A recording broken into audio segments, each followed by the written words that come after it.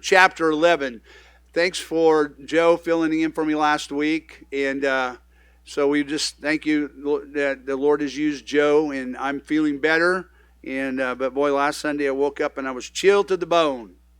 And I thought, I'm not going to be able to make it. So anyway, God has spared me, and I'm thankful this morning for His Word. If you turn to John 11, just let me give you a little bit of background. We're going to learn, and let me read the first few verses just to get a little bit of background. Now, a certain man was sick, Lazarus of Bethany, the village of Martha and Mary. If you need a Bible also, lift your hand so we can get one into your hand. So I forgot to do that first service. If you want to follow along. And I'll be reading out of the New American Standard. And so, yeah.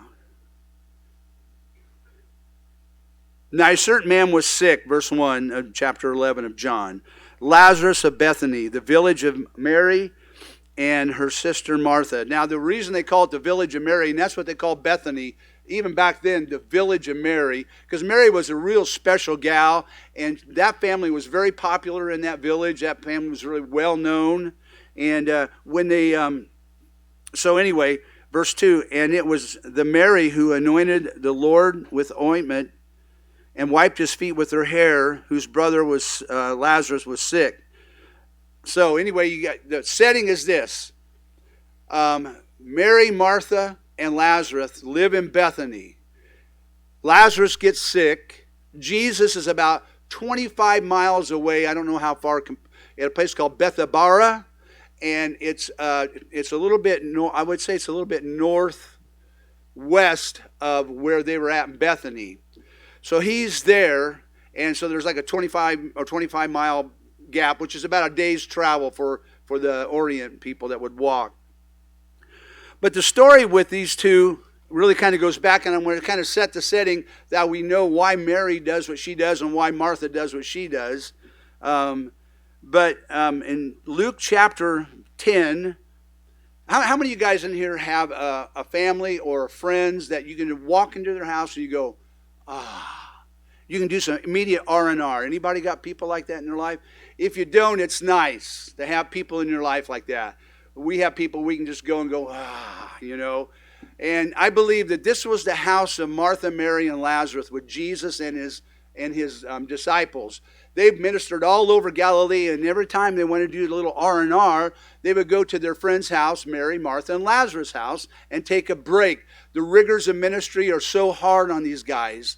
So this particular instance in Luke chapter 10, Jesus had just sent the 70 out. They were out doing all these miracles and casting out demons and healing people. And they come back and they're telling Jesus, even the demons were subject to us. And they're all excited about that. So they had done some ministry. Then Jesus had an interaction with the lawyer about eternal life. And then boom, verse 38 of Luke 10. And this all makes sense when we pull it all together. But now as they were traveling along, he entered the village, and a woman named Martha welcomed him into her home. So they were traveling around the disciples. And she had a sister called Mary, who moreover was listening to the Lord's words seated at his feet. Now that's the important part. She was seated at Jesus' feet. But Martha was distracted with all her preparations, and she came up to him and said, Lord, do you not care that my sister has left me to do all the serving alone? Then tell her to help me. Can you imagine telling the Lord? You call him Lord. Kurios.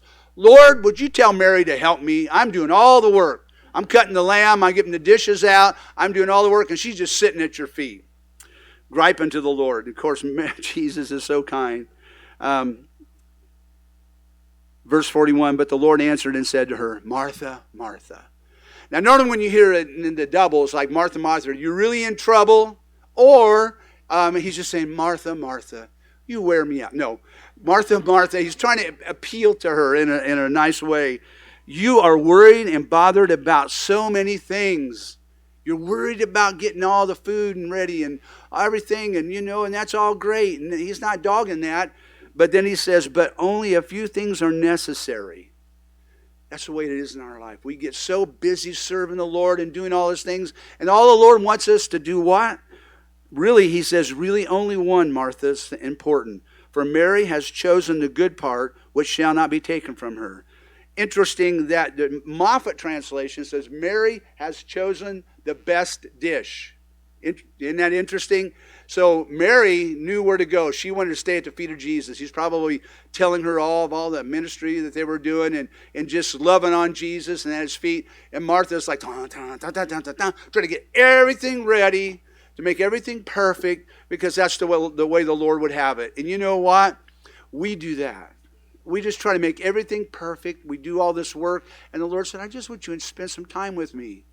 Would you just come to me in the morning or whenever you choose and spend some time and talk with me? Let me talk to you through my word. And so we have these two personalities. And so that's kind of the background.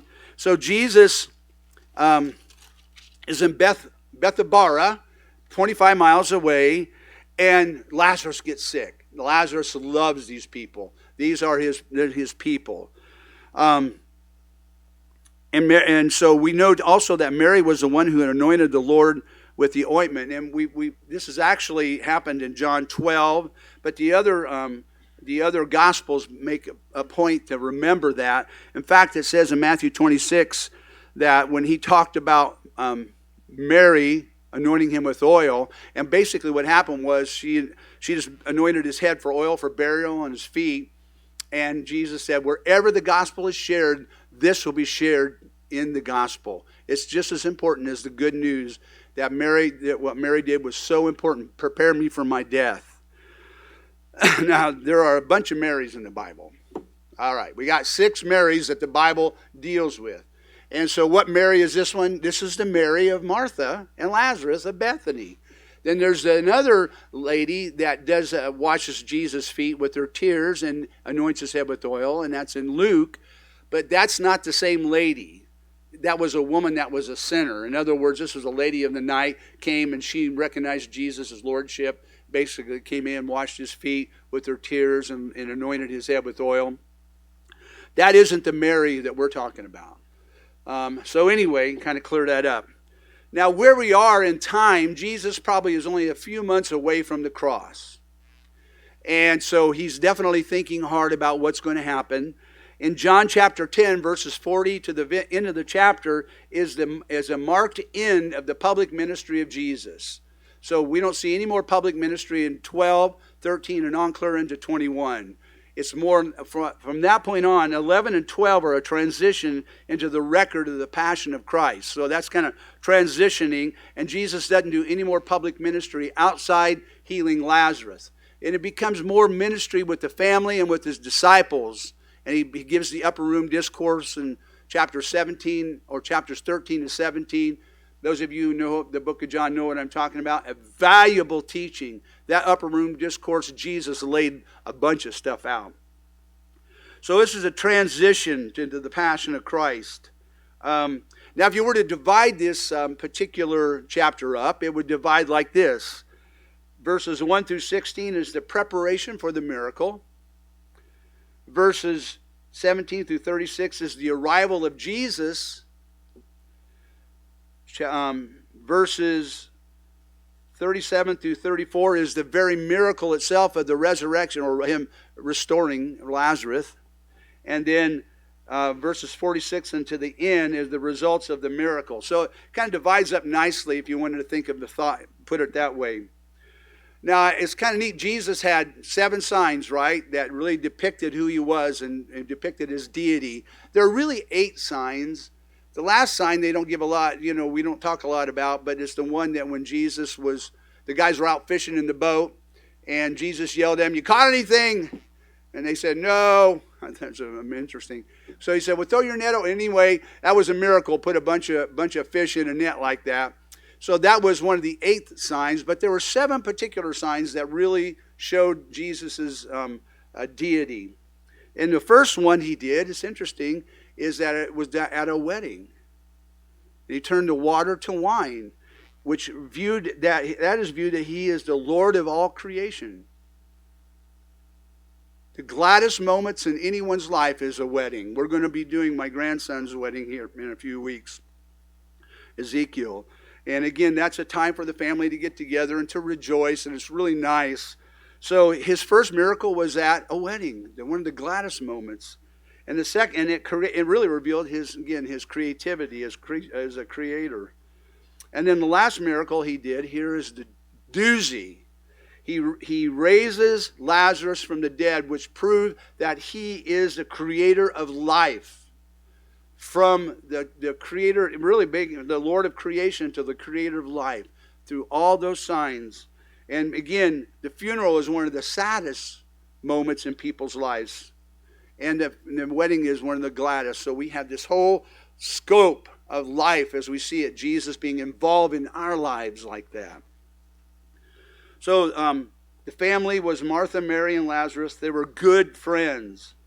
And so we pick up the story in verse 2 again. And it was Mary who anointed the Lord with ointment and wiped his feet. And it was Lazarus, her brother, that was sick. Verse 3, the sisters therefore sent him, saying, Lord, behold, he who you love is sick. And that's interesting. Mary and Martha are going, oh my gosh, Lazarus is sick. And everybody's kind of hanging around the house. And they say, hey, would you guys go up to Bethbara, about a day's journey away, and would you please get Jesus to come and he can pray for Lazarus to be healed? Would you do that? So they take off and they go up to Bethbara. And notice what he said, the one you love is sick. I mean, Jesus loved, for God so loved the world that he gave his only begotten son. He loves all of us, for sure. But I believe he had a special place in his heart for Mary, Martha, and Lazarus. The one you agape. The one you love. You know, the Lord is so attentive to our needs that if we're the only ones sick in this room, and you know where he's beelining first in this room? Those of you who are hurting terribly and you're suffering, and he knows it, and he's going right to you right now. And he's ministering to you. He's the most hurting person in the room. He goes first, and he begins to minister. And so the one you love is sick. Wow. But when Jesus heard it, he said to this sickness is not to death, but for the glory of God, and the Son of God may be glorified by it. Okay, so verse 5, now Jesus loved Martha and her sister Lazarus. So look at that. It took a day for them to go up. They talked to Jesus. It took a day for them to come back. They didn't know what transpired. Jesus decides to wait 2 days. In fact, verse 6, and therefore you heard he was, when therefore he heard that he was sick, he stayed then 2 days longer in the place where he was. 2 days. I'm just going to stay 2 days. And they want him to come right away. So they take a day, the guys, to tell Jesus to come. He said, hey, this is not a sickness unto death. So he didn't go, and they're just thinking, well, if it's not a sickness unto death, then he's going to get well again. They're on their way back, and in between the time they left and they came back, Lazarus died. Because if you do the math that he'd been dead 4 days, they bury him on the very day in those days that they die. So what happened was Lazarus died during their probably on the way to Jesus. And here comes the guys back, and Mary and Martha are going, like they're like, where is Jesus? And they told him, well, the Lord said it's not a sickness unto death. And that, so we just assumed that he wasn't going to come and he'd be healed. And at that time, could you imagine the devastation on their heart? That they're going, oh my gosh, he said it wouldn't be to death, and it is. And Lazarus has died. And sometimes God tells us things, and are we hearing the voice of God? Or is it timing? I believe those 4 days are really explicit 4 days that he did a real work in Mary and Martha's heart. A lot of people. But he did a massive work, and it took 4 days. But anyway, here they are coming back, and they find out that Lazarus is dead. And he stayed 2 more days. Then after this, he said to his disciples, let us go to Judea again. So now he's telling his disciples, we're going to go down back to Bethany, down south, and we're going to go down. And in fact, this is his plan to go down to see Lazarus. The disciples said to him, Rabbi, the Jews were just now seeking to stone you, and you're going there again? If you remember, 2 times that we've studied in the book of John so far, that Jesus eluded the grasp of being stoned by the religious people. He took off. It was like he left Dodge and they couldn't find him. And so the disciples are going, hey, listen, why do we want to go back in the face of danger again? But Jesus doesn't matter. In fact, I don't even think he thought about it. He knew that his buddy, his friend Lazarus was sick, and he loved him. So it didn't matter if he was going to go down there and face death. He went down there and he wanted to heal him. And that's the way it is with you. No matter what your situation is, Jesus is beelining to help you this morning. He loves you. And he's not afraid of what's going to happen around him, which indicates to me that's the way God wants us to live our life. That we don't have to worry about the things around us and what we're going to walk into. If you're doing God's will, you're virtually indestructible until the day you die. You've heard me say that time and time after time. You will not die till God's through with you. So you can face any kind of danger. Jesus is not even caring about trying to be stoned. He knew that he had a mission. We have a mission at Harvest Chapel to reach the people that don't know Jesus. And they come in all kinds of shapes and forms, don't they? And they're all here. And we're so thankful that God has given us and allowed us the privilege to minister to the people who don't know him. So you're going to go down there and get stoned? Verse 8, Jesus answered, are there not 12 hours in the day? If anyone walks in the day, he does not stumble because he sees the light. He sees because of the light of this world. But if anyone walks in the night, he stumbles because the light is not in him. Now remember his discourse. His first discourse was he was the bread of life. Then what? He was the light of the world. And I believe what he was saying is, I'm going to die soon. And I want you guys to hang with me because we're going to do some more ministry until it gets dark again. And the light in you and the light that you walk in with me, do it with me because I just have a few really weeks to go before I die. 12 hours in a day. So he's somewhat prophesying his death, if you will. Verse 11, this he said, and after he had said this, after that, he said to them, our friend Lazarus has fallen asleep, but I go that I may awaken him out of his sleep. So Jesus is kind of using the analogy, and they did that in the Orient. When people would die, they would say he fell asleep. But Jesus is not talking about sleep here. Of course, he's talking about death. And it would seem like a cruel joke. Yeah, he's just asleep, and they're going, oh, okay. But I go that I may awaken him out of his sleep. And the disciples therefore said, Lord, if he's fallen asleep, he will recover. He's just getting a little rest now, Lord. So it must be that he's taking this power nap and he's going to get better. And I'll go wake him. And they're saying, well, you're just going to wake him up. Now Jesus had spoken of his death, but they thought that he was speaking of literal sleep. Kind of like the disciples, foot over their head. He gives them spiritual truths and they don't seem to get it sometimes. Like us, foot over our head. There we go again. He gives us a beautiful truth and we just don't get it. Then Jesus therefore said to them plainly, Lazarus is dead. I'm going to tell you, the old boy's dead. He's going to be dead 4 days by the time he gets there. Lazarus is dead. And I'm glad for your sakes that I was not there so that you may believe, but let us go to him. The word believe there is pistios.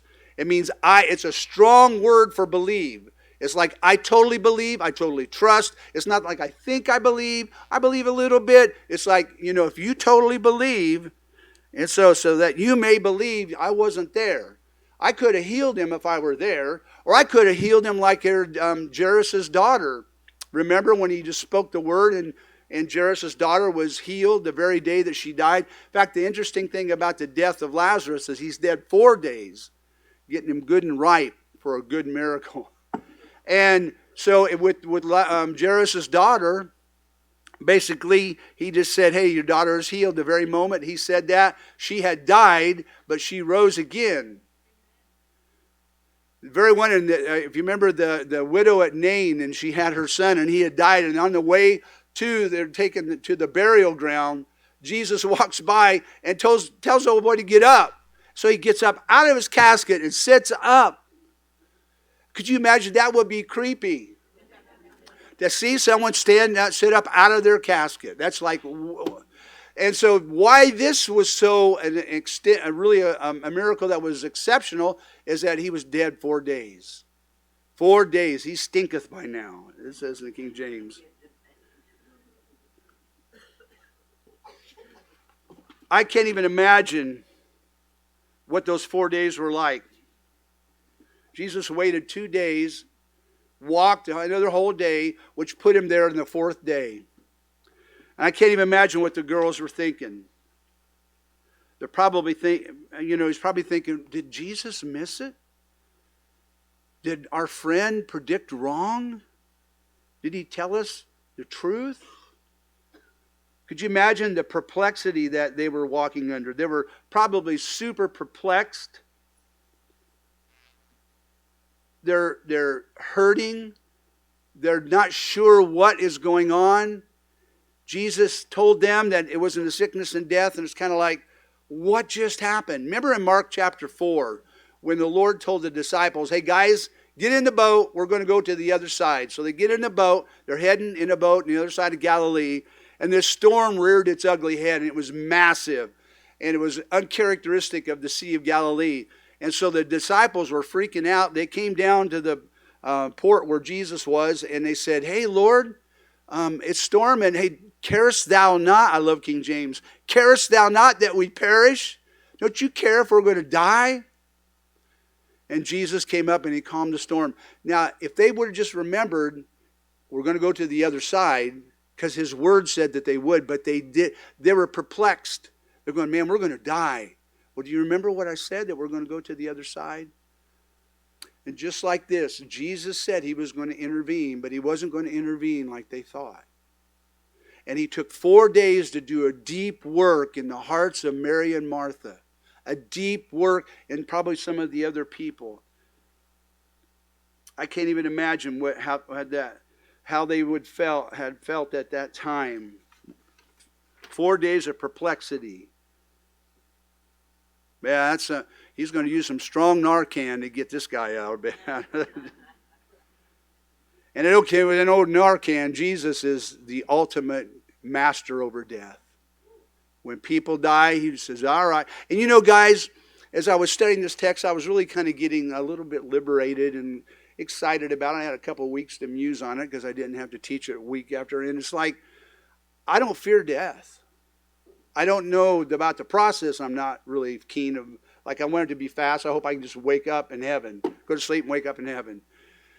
No matter what the process is, guys, we are not to fear death any longer, because death has no hold on us. And that in the past has held, in fact, in Hebrews has said that for the fear of death we lived in bondage. We don't live there anymore. I don't fear death. And we don't have to fear death. I mean, the unknowns are a little bit uncertain and we don't know. But again, I just can't imagine what it would be like to wait those 4 days. My Savior said that he was going to be good. And sometimes when we think we hear the word or the word of the Lord, we hear his voice, and it doesn't work out, what do?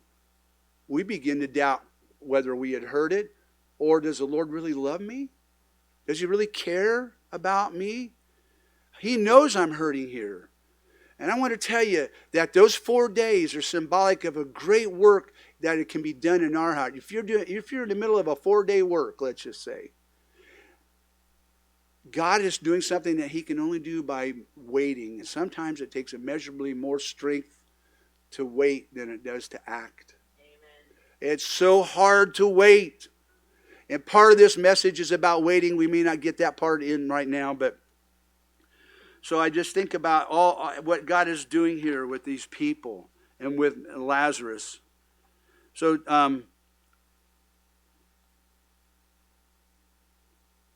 verse 14. Now, I'm going to get there. Then Jesus therefore said to them plainly, Lazarus is dead.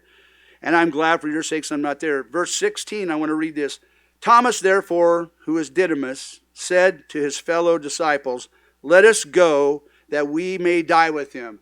This is Thomas at his greatest moment, because he does a little flip-flop when Jesus dies, and the guys see him and they go, I won't believe unless I see the holes in his hands and his side. I won't believe it. But here Thomas is really going, well, guys, and I think he just resigned. If we're going to die, let's go die with him. I don't know how, if you're looking forward to death, but it's kind of like that with us, guys. If we're going to die, we want to die with Jesus. He was brave enough to say, I'm ready to do it.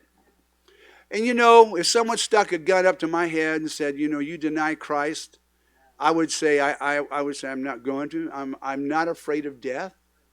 And if Jesus was going to get killed, Thomas said, let's just go with him. So they're all going, yeah, let's just go.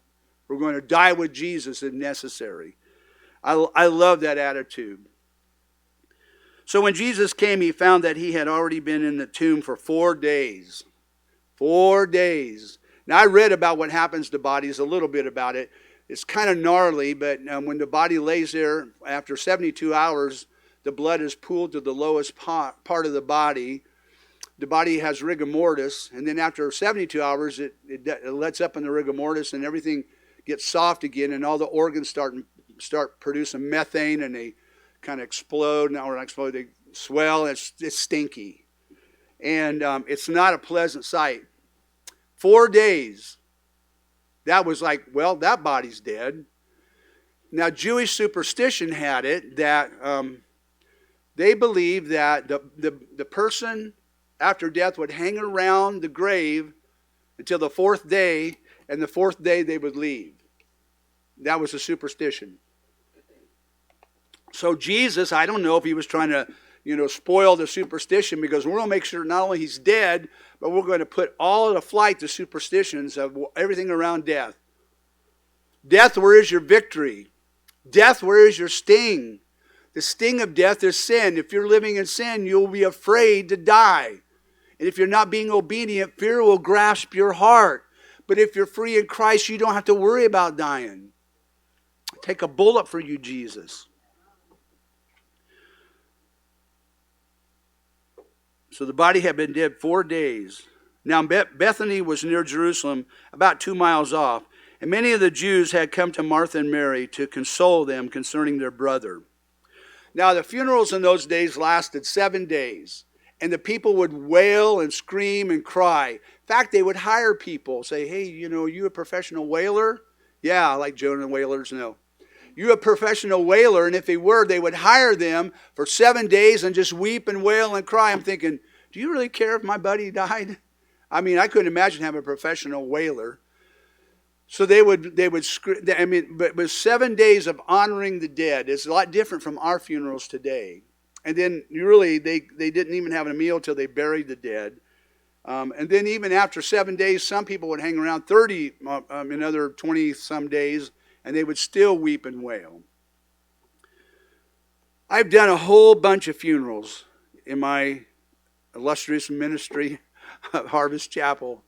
I've done so many of them that our culture is really, really different.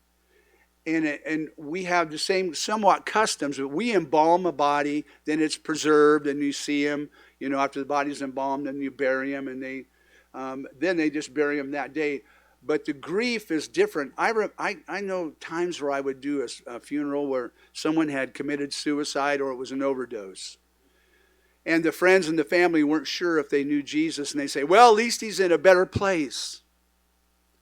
I couldn't say that unless I knew, and I wouldn't say that. And that was a common thing that the culture's like, well, they're in a better place. Like when someone dies. And if they didn't know Jesus, no, they're not. And then I'd ask him, what about your, any memories of them?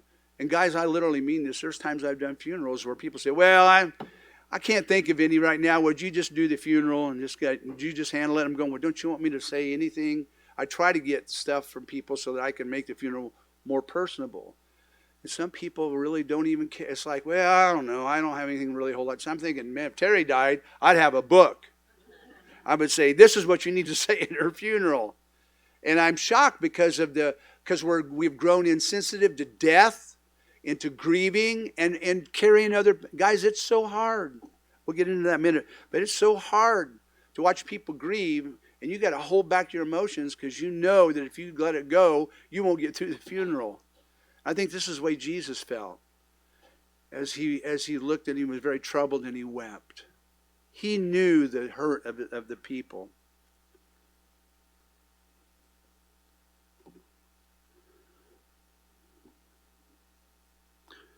So the people came from Jerusalem to console Martha and Mary. Martha, therefore, verse 20, when she had heard Jesus was coming, went to meet him, but Mary sat in the house. Now I want to draw your attention to that particular fact. I believe the way Martha was made up, that she was probably going, oh man, I cannot believe Jesus didn't come. And, she's ready to do the dishes and cook a meal or whatever. But she's looking out the window, waiting for Jesus to come down the road. She's anticipating. That's her nature. She likes to get things done. She's a get-her-done gal. And then Mary would just sit at home or sit at Jesus' feet. But notice that when Martha saw Jesus, she ran to meet him. So I believe she probably saw him coming through the hill down the road that was heading to Bethany, and she ran to meet him. And basically what she said, Martha therefore said to Jesus, Lord, if you had been here, my brother would not have died. I don't think she went, man, Lord, if you'd have been, why didn't you come? If you had been here, he wouldn't have died. Why? I think she was earnestly saying, if you would have been here, he would not have died. And really just reaching out to Jesus. And I'm sure Jesus' heart was like, oh man, 4 days he had to wait, and he knew his friends were in pain. He wasn't enjoying the pain. He wasn't reveling in the fact that he said, I'll just wait. No, he knew and he loved them. And that's the way it is with you. When you are hurting and you feel like God has forsaken you, get it. That he is very, very mindful of where you're at. In your waiting and in your pain and in your suffering. And he's beelining to whoever's here. It may be a lot of us. That we all need Jesus. We all need his loving care. But if you'd just been here, isn't that the old thing? Lord, if you'd have just been there, the Lord would have just raised him from the dead. The Lord would have done this and that. A lot of ifs. But he had to take 4 days to work. 4 excruciating, hard, perplexing days to work in their life. But he never forsook them. He didn't leave them. He didn't just say, well, Lazarus is just asleep, and just flippantly say that. He knew what he was doing. Do you think he knew that Lazarus was sick before he got sick? It wasn't like, whoop, well, man, Lazarus got sick. We need to take off. Let's go. He has a plan in every one of our catastrophes or our hardships. There is a plan. In fact, it's been engineered and orchestrated by the King of Kings and Lord of Lords. What you go through has not been like dumped on you. He has put it together and engineered it because he loves you. And he knows what it takes to get your attention. So Martha responds, even now I know that whatever you ask of God, God will give you. Now she really had a great faith. She said if you'd have been here, you would have healed him. But I know even now that whatever you ask of God. So you're thinking, maybe she's thinking that maybe the Lord will resurrect him. Jesus said to her, your brother shall rise again. Now here's Martha's response. Martha said to him, I know that he will rise again in the resurrection on the last day.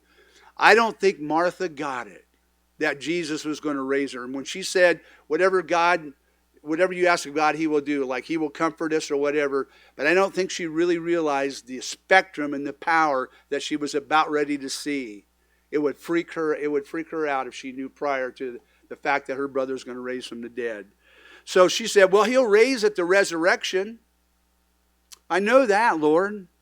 And Jesus said to her, and this is one of Jesus' great I am statements, probably one of the greatest out of all his I am statements that give us the power of God that dwelt in him having the deity.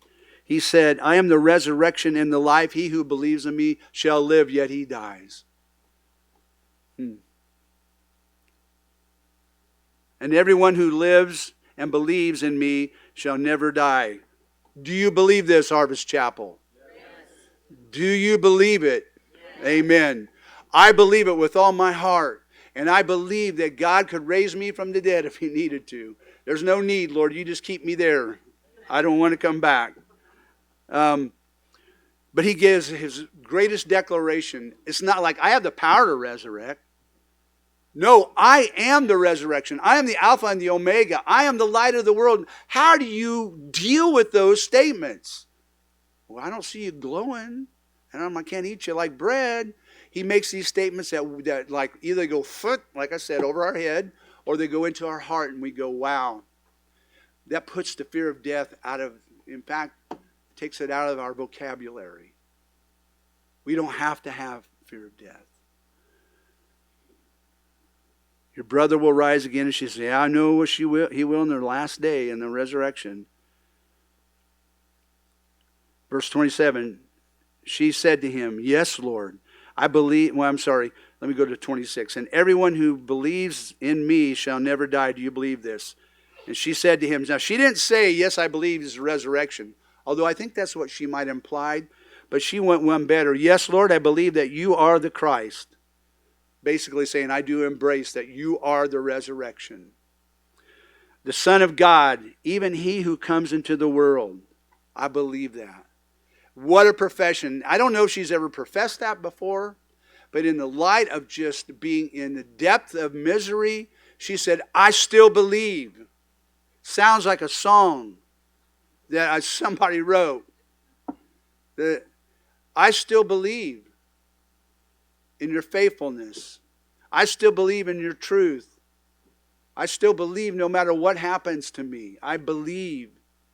Do you believe this morning, guys? And when she had said this, she went away and called Mary, her sister, saying secretly, the teacher is calling for you. And when she had heard it, she arose quickly and was coming to him. Wow. All of a sudden, Mary's just sitting there. You know, Martha's kind of scurrying around. Why didn't you? Da-da-da-da-da-da.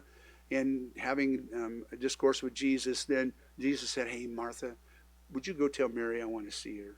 And when Martha told Mary that, boom, it was like on. She just took off.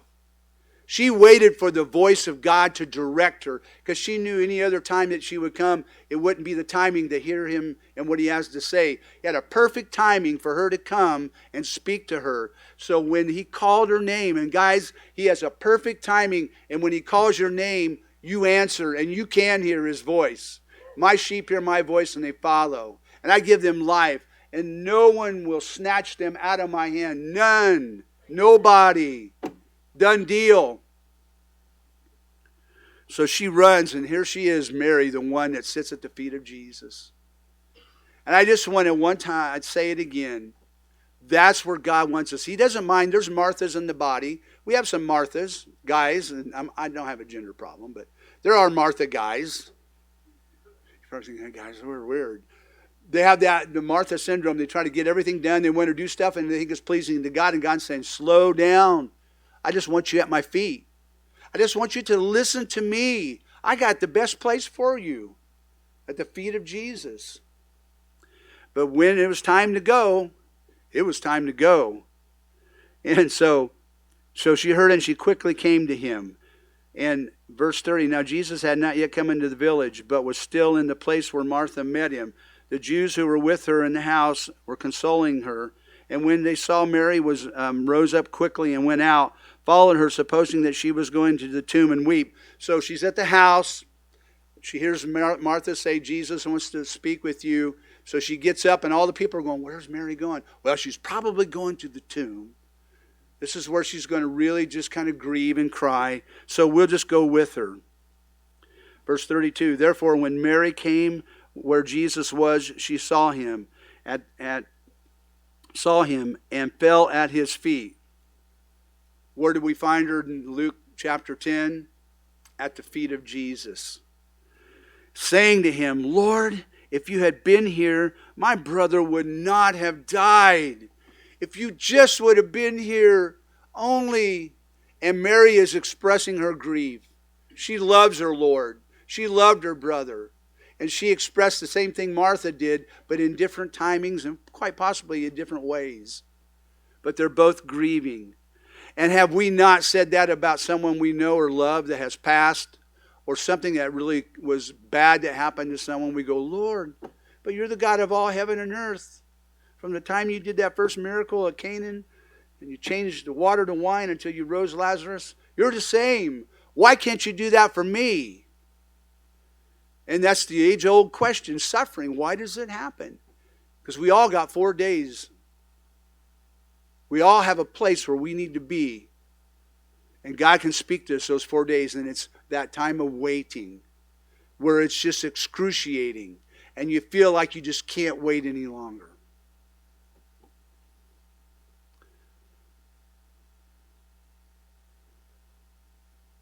Therefore, when Mary came with Jesus, of course she said, if you'd have been here, verse 33, when Jesus therefore saw her weeping, and the Jews who came with her also weeping, he was deeply moved in the spirit and was troubled, and said, where have you laid him? And they said to him, Lord, come and see. If you're not memorized a verse in the Bible, here you go. John 11:35, Jesus wept. That in and of itself could probably bring on a multitude of sermons. And I have no time to get into that to its depth because it's so deep. But Jesus cries. And gentlemen, God doesn't think you're wimpy if you cry. That's some of the most cleansing things. David wept his eyes out when he lost his baby. It's just crazy how we in our culture, I can't cry. I think a lot of the guys don't cry like me because I don't want to let it start. It would be a gushing fool. I'd be sup-supping and it'd be not pretty. So a lot of guys hold it back, but so what? And the Jews are saying, behold, he really loved him. And some of them said, could not this man who opened the eyes of the one who was blind have not kept him from dying? Now the word there for he was deeply moved in the spirit and was troubled. There's a Greek word I couldn't pronounce to you. It's like supercalifragilisticexpialidocious. I can't say it. I can say that. But the word has an interesting connotation to it. It's like a horse going into war and they snort, that deep snort. And you ever seen War Horse? And those horses that go into battle and they see all the war and the guns going off, and they just are just ready, man. They're in it to win it. Barclay says it was and he's a commentator, says it was a feeling of anger and indignation. He was like angry and indignant, and why? In fact, the feeling would be like a boxer coming out the last round, and you heard from your trainer, you got to go out and give it all you have, and you just muster up everything you got left, and you go, yeah, and you hear that dun dun dun dun dun dun dun dun dun dun, and you go out, and you are ready for battle. That's the kind of grief. He was grieving, he was hurting, but he also was ready because he was indignant because sin had taken its toll on people. It's like he's going, man, look what sin has done. Look what Satan has done. And he's indignant about that. Not that the fact that they were crying because they were around. He loved them so much. And this is the way it is today. Jesus knows exactly what's happening in our country. He knows exactly what these leaders are thinking. And guys, don't let anybody fool you. He's in control. And he's indignant about it. He wants them to come to him, but he has a plan in all this. And it's almost like here we are, guys, in our last day. And I feel that way sometimes at funerals. Like, man, why does it have to be this way? When's the insanity stop? Come on.